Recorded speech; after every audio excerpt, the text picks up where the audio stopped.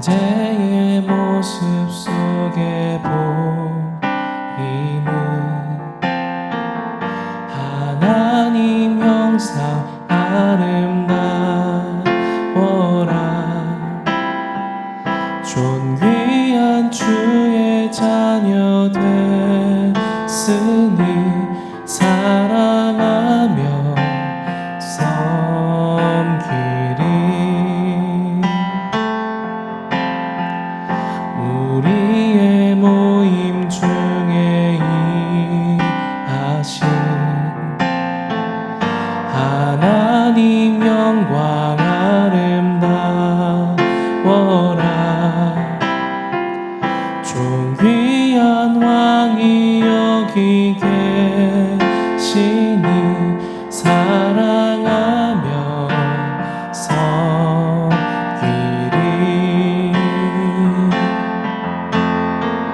존귀한 주의 자녀 됐으니 사랑하며 섬기리.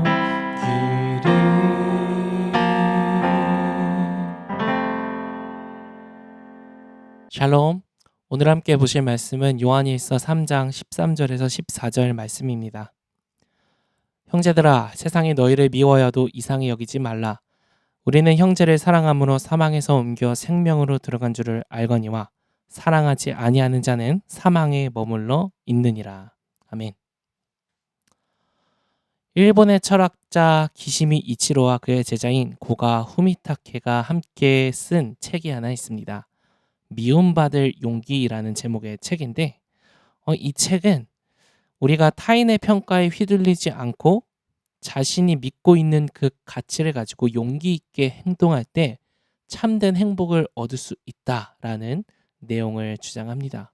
그래서 미움받을 용기라는 제목 자체가 우리가 세상으로부터 타인으로부터 미움을 받는다 할지라도 내가 믿고 있는 그 진리를 가지고 떳떳하게 행동하라는 것이죠.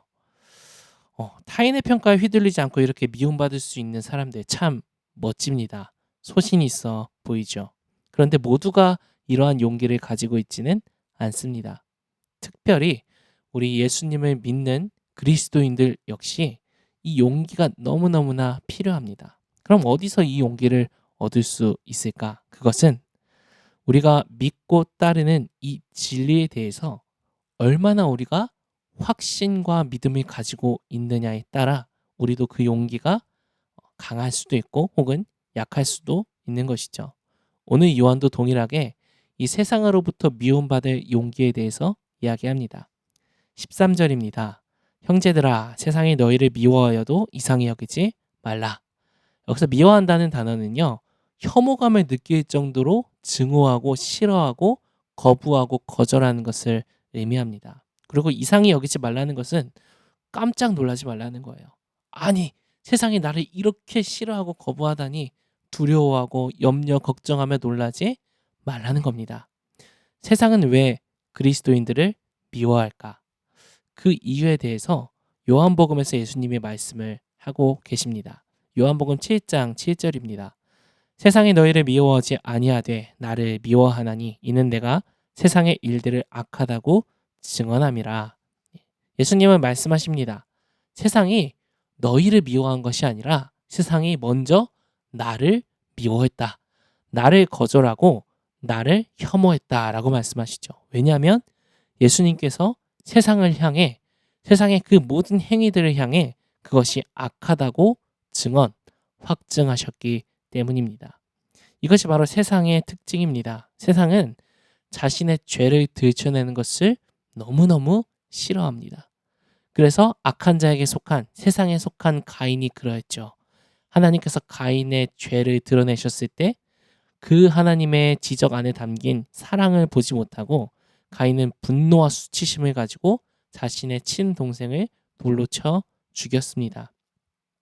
실제로 세상에서 우리가 사회 구성원으로 살아갈 때도요, 얼마나 많은 이 죄들이 눈앞에 이루어지고 있는지 모릅니다. 작은 것에서부터 큰 것까지.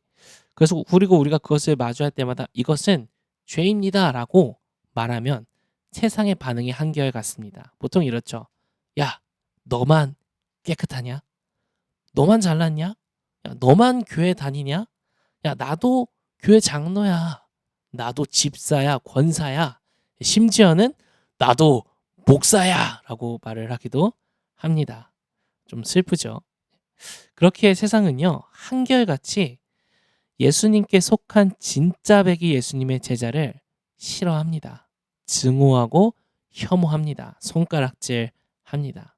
그리고 이것은 어둠이 빛과 함께 공존할 수 없듯이 자연스러운 현상입니다. 예수님은 마태복음 5장 10절에서 우리가 잘 알고 있는 팔복 중 하나로 이것을 이야기하십니다. 의를 위하여 박해를 받은 자는 복이 있나니 천국이 그들의 것임이라. 복이 있다라는 것은요, 행복한 존재다라는 의미입니다. 다시 말해서 우리가 의를 위하여 세상으로부터 박해를 받고 미움을 받는 것은요, 행복한 존재임을 누릴 수 있는 그 하나의 통로라는 것입니다. 세상에서 미움받는 것이 행복이 된다. 언뜻 보면 이해할 수 없는 말이지만 이것을 경험한 분들은 분명하게 그것이 무엇인지, 그것이 싫지 않은 것임을 알고 있습니다. 왜냐하면 세상에서 미움받을 때마다 그것이 우리에게 확증해 주기 때문입니다. 너 잘 가고 있어. 너 제대로 예수 믿고 있구나. 세상에서 미움받을 때마다 그것을 확신하시며 기뻐하시고 행복해 하시기 바랍니다. 세상의 그리스도인들을 미워하는 두 번째 이유, 세상은 자기의 것, 자신의 소유를 사랑하기 때문입니다. 이것도 예수님께서 요한복음에서 말씀하시는데 요한복음 15장 19절입니다. 너희가 세상에 속하였으면 세상이 자기의 것을 사랑할 것이나 너희는 세상에 속한 자가 아니요 도리어 내가 너희를 세상에서 택하였기 때문에 세상이 너희를 미워하느니라.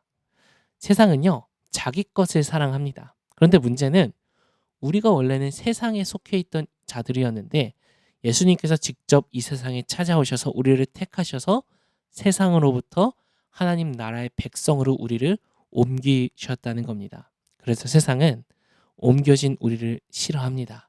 원래는 내 소유, 내 노예, 내 종, 정말 내가 없으면 살지 못하게끔 중독시켜 놓았는데 그런 우리를 예수님께서 휙 하고 채간 것이죠. 그래서 세상은 우리를 미워합니다. 내 거였는데 라고 부르짖으면서요. 그리고 동시에 다시 우리를 자신의 소유로 삼기 위해 유혹합니다. 그래서 이 세상은요, 아주 교묘합니다.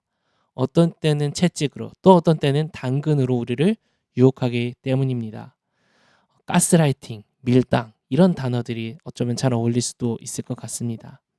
그래서 미움과 유혹을 번갈아 가면서 우리에게 보이면서 우리를 소유하려고 할 때 우리도 그것을 거부해야 하지만 때때로 우리 안에 있는 죄성 때문에 어떤 때에는 살짝 넘어져서 이거는 조금 타협해도 되지 않을까? 라는 마음이 우리 안에 생겨날 때가 있습니다. 이러한 세상의 미움과 유혹 앞에서 우리가 스스로를 보호할 수 있는 방법은 무엇일까요? 앞서 말했듯이 우리가 믿는 바를 더욱 굳건히 하고 믿는 것에 대한 확신을 갖는 것입니다. 내가 걸어가는 이 길이 결코 틀리지 않았음을, 잘못되지 않았음을 확신하는 것이죠. 왜냐하면 그 길을 이미 예수님께서 앞서 가셨고 홀로 앞서가고 끝내지 않으시고 이제는 걸어가고 있는 우리 옆으로 오셔서 우리의 손을 잡고 나와 함께 걸어가자고 말씀하시기 때문입니다.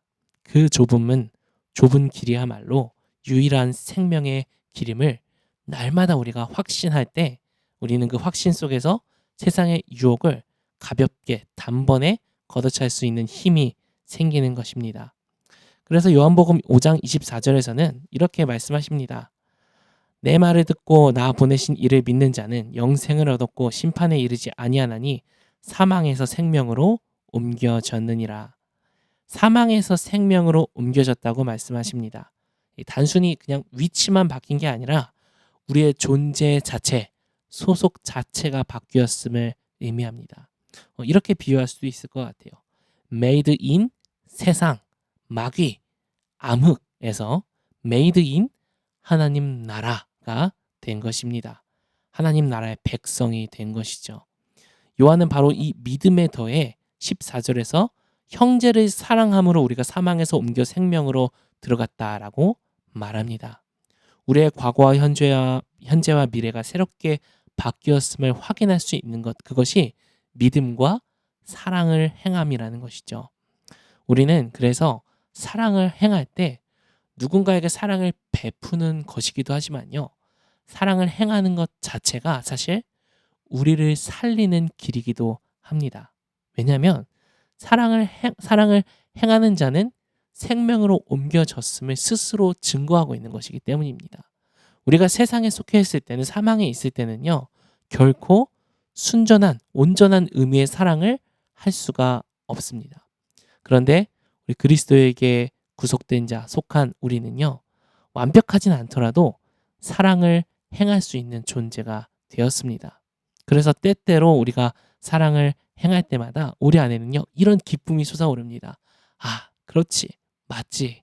내가 비록 부족하고 연약하긴 하지만 하나님의 은혜로 주의 백성이 되었기에 내가 이렇게 사랑할 수 있는 존재가 되었구나. 여러분, 이것이 우리 삶에 차곡차곡 쌓이고 경험되어질 때 우리는 더 사랑할 수 있는 존재가 될 것이고, 그 사랑할 수 있는 존재로 더욱 거듭날 때마다 우리는 세상에 줄 수 없는 참된 행복과 기쁨을 누릴 수 있게 될 것입니다. 그래서 이것을 누리는 그리스도인들은요, 머리로 이해할 수 없는 경험들을 날마다 합니다. 그것은 분명히 내가 가지고 있는 것을 다 사랑함으로 흘려보내고 퍼주는데도 이상하게 주는 내가 더 충만해지는 경험입니다.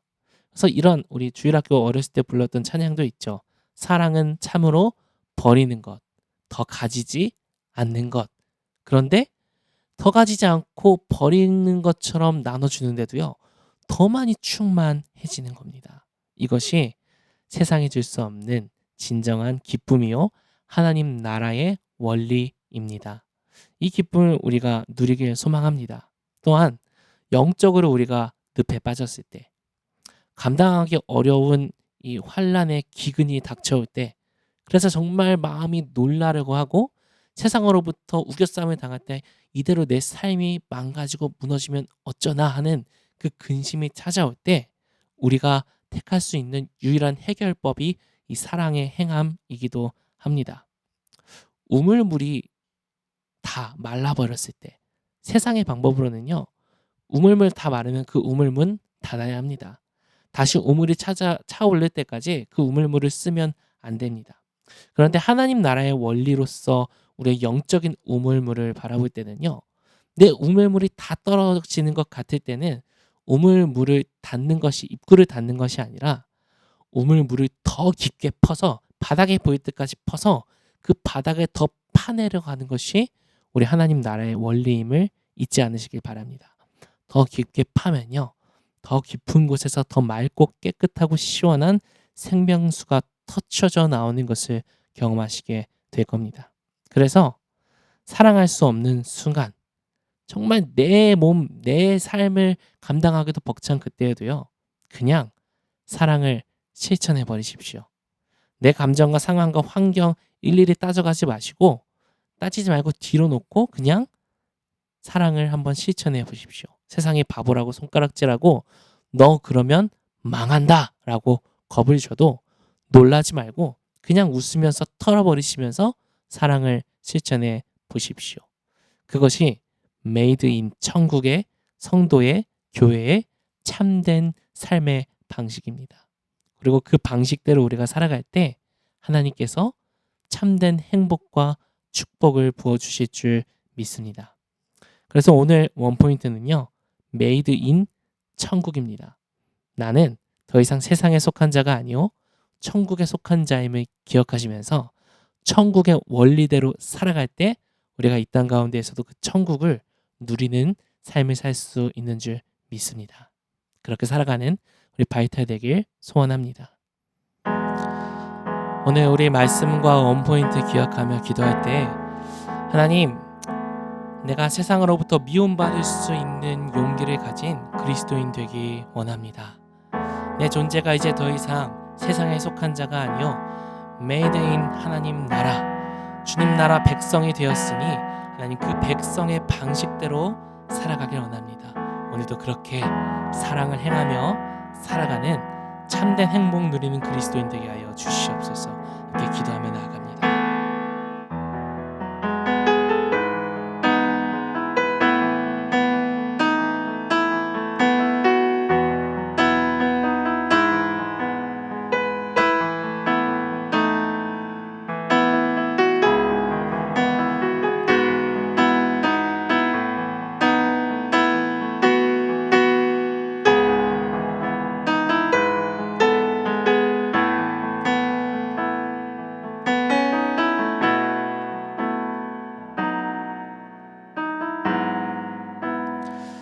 하나님, 오늘도 우리가 하나님 나라 백성답게 살아갈 때에 사랑을 끊임없이 베풀고 흘려보내는 삶을 살아갈 때에 하나님, 우리가 기근이 찾아올 때도 여전히 충만할 수 있는 그런 충만한 그리스도인의 삶을 살아낼 수 있을 줄 믿습니다.